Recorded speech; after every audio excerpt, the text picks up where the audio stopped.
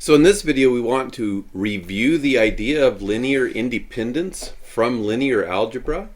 So in linear algebra we learned that if we had a set of n vectors that they were called linearly independent if we did the linear combination of those vectors. So we picked scalars c sub 1 through c sub n, and we created the linear combination c sub 1 times v sub 1 plus dot dot dot plus c sub n times v sub n, and we set this equal to the 0 vector, and we said that our set of n vectors was linearly independent if the only solution to this equation was the trivial solution, where we took all of the constants or all of the scalars c sub 1 through c sub n and set them equal to 0. And the idea was that this equation always has the trivial solution. Clearly, if you set the c sub i's all equal to 0, you get 0 times a vector plus dot dot dot plus 0 times a vector is going to add up to the 0 vector.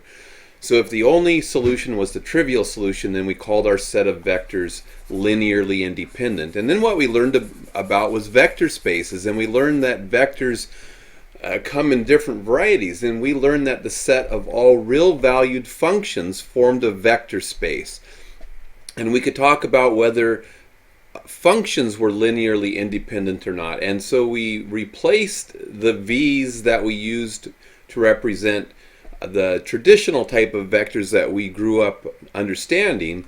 We replaced those with function notation, and we said, hey, if we have a set of real valued functions, because functions are vectors in a vector space, then we said that they were linearly independent if we could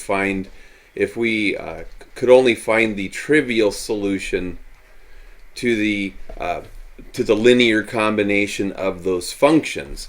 And then, of course, if we were able to find non-trivial solutions, then we said that our set of functions or vectors was linearly dependent. So if we create the linear combination of functions or vectors, because real valued functions are vectors in a vector space, the vector space that is the set of all real valued functions, then if we can find a solution that is non-trivial, in other words, we can find a solution to this equation where not all of the c sub i's are 0, then we say that they are linearly dependent.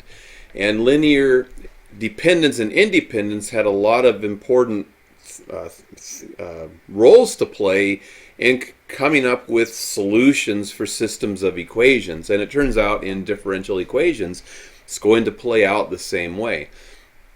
So if we have a couple of functions and we want to determine whether they're linearly dependent or independent, we just set up the equation c sub 1 times f plus, in this case, c sub 2 times g, and we set it equal to 0, and we see if it has a solution other than the trivial solution. So c sub 1 times x squared plus c sub 2 times g, but g is the function x.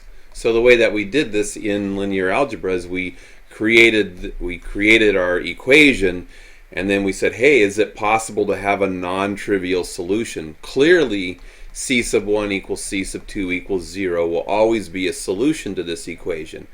And so it turns out for this one, for any c sub 1 not equal to 0, so right, c sub 1 is a scalar, for any real number c sub 1 where c sub 1 isn't 0, the only way to get this to add up to 0 would be to let c sub 2 equal, turn off my phone, equal the opposite of c sub 1 times x. So if I did c sub 1 x squared and then replaced c sub 2 with minus c sub 1 x and then times x, this would add up to 0 because I'd have c sub 1 x squared minus c sub 1 x squared is 0.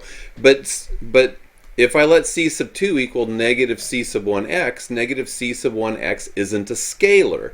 And so we see that there isn't anything other than the non-trivial scalars that work. C sub 1 x is a function, not a function that's not a scalar. So the key is that our c sub i's have to be real numbers. That's what it means to be a scalar. So in this case, x squared and x are linearly independent because only the trivial solution c sub 1 equals c sub 2 equals 0 will work for this equation. But if we look at this equation, we'll see that sine of 2x and sine x cosine x are not linearly independent. In fact, they're linearly dependent. So if we set up the equation c sub 1 times the sine of 2x, and then we do plus c sub 2 times the sine of x cosine of x, and we set it equal to 0, clearly the trivial solution works. C sub 1 equals C sub 2 equals 0 is a solution to this equation. If the functions f of x and g of x are linearly dependent, then there's going to be another solution that isn't the trivial solution. And in this case, what we can do, if we let c sub 2 equal 2 right here, so we get plus 2 sine x cosine x equals 0, then what we're going to be able to do, because this is a trig identity, if we let c sub 2 equal 2, the 2 times the sine x cosine x is the sine of 2x. And the only thing we would need to do then is let c sub 1 equal negative 1 so that we get the opposite of the sine of 2x here.